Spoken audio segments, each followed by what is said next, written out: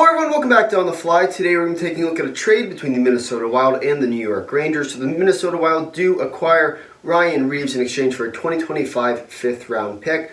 So when we take a look at this from Minnesota's perspective, it is a very good deal in my opinion. Picking up a player who's been there, he's done that with quite a few teams.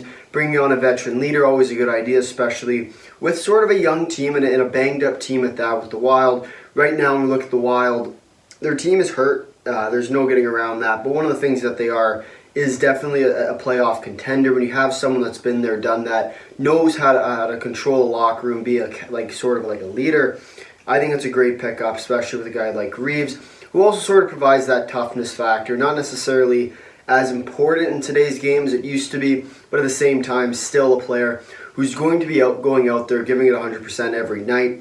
And we take a look at it from the Rangers' perspective. Why are they making this deal for really a contending team? One of the main reasons is Reaves does not fit really their playing style right now. The Rangers haven't played Reaves at all this year. A few games here and there, a few shifts here and there, but even Reaves himself has reportedly at least requested a trade out of New York, so this is sort of the outcome of it.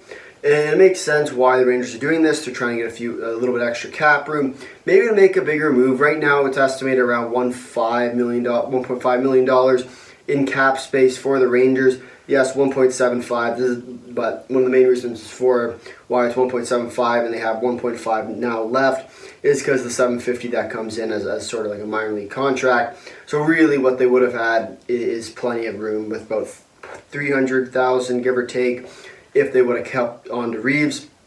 They didn't. They got rid of him.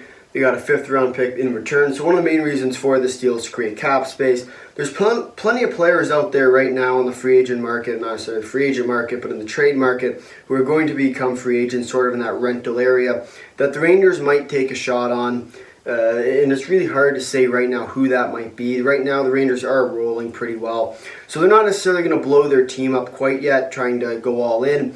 They still have a few years, I think, before they really sort of put the pedal to the metal and finally throw all their money and all their picks in to go for one real playoff run. But at the same time, we're going to see the Rangers be a very solid contender throughout this year.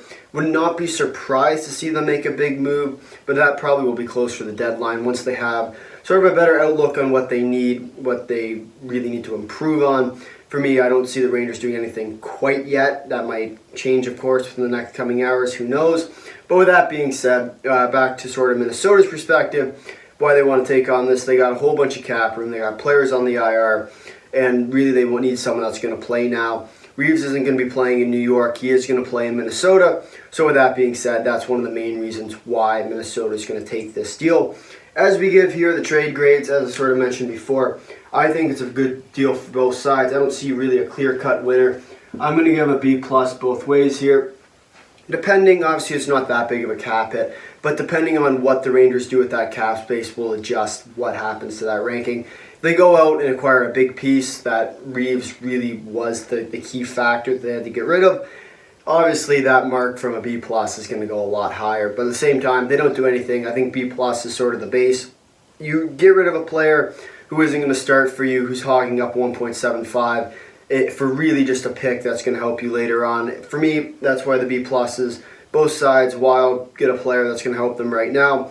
Rangers a player that's going to help them in the future, as well as the cap space that might come with the player that they want to trade very soon. If you made it this far in the video, thanks for watching. If you'd like to drop a like, if you really like to, consider subscribing. Tell all your friends and comment down below your thoughts on the trade.